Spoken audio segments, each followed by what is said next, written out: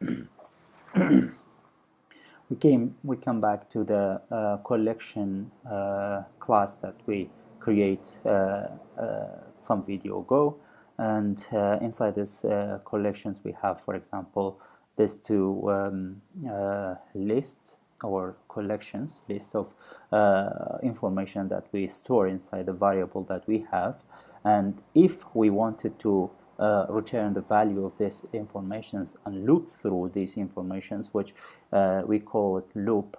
Loop, that means it will get the index of each one of them. So the index of array list is start with 0, 1, 2, 3 to infinity, right? And in the same time for the hash map is have the same thing, is start with returning the data 1, 2, 3, 4. For example, if I will copy this and if I will do that again and again and again, it will be the same, right? Let's duplicate this one more time and comma, and add the same value again in here, so we have a little bit more information inside the variable. So how we can loop through these variables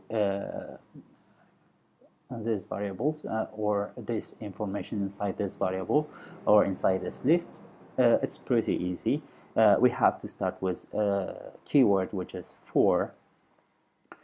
For is kind of you loop through the information that you have or given to you in some kind of list. For example, you have you say x in, then you will call the name of the array or the list that you have. In our case is array list of. Then inside this for loop, what will happen if we will print out the x, or I have already prepared this one for you. If I will print out this, then it will put up all the information that we need here. So let's go back to the collection and let's play. Make sure we don't have any other print that here. And if you see here, it's given the name, and one by one it's returning the value that we have. Okay, this is how you can return the value for each one of them. And now the value 0, which is the first one, it's called, then the second one, then the third one. This is a loop through in each one of them until it will finish. When it finishes, then it will stop this loop.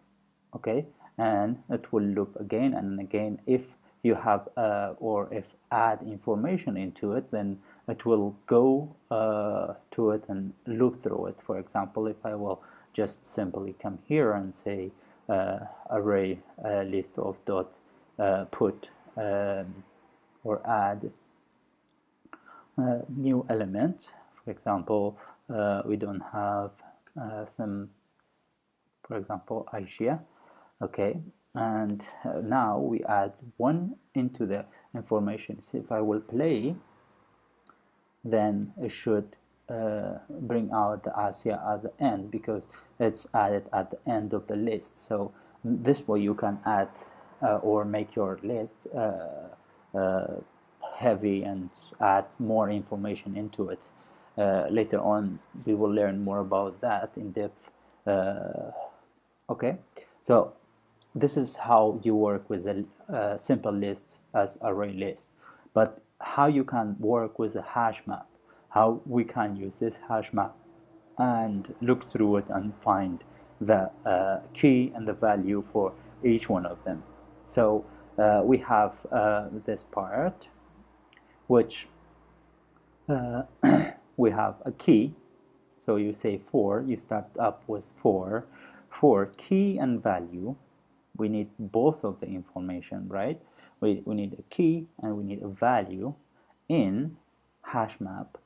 Then we will print out this. So simply will be print out 2 times the same thing, because we add the same thing here and ensure it did. There you go. Now we have this information, and I think it didn't work 2 times. Let's add another P and see if this time we'll print out 2. Yes. So what will happen, it will go through it and look for the key.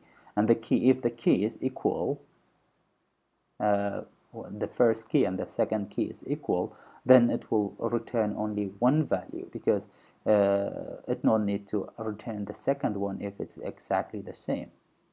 Okay, so the key and the value, this way you can go through the key and value informations. We have another way to do the for loop, which, for example, we have x equal to 0. So the variable we have is x, and x is equal to 0.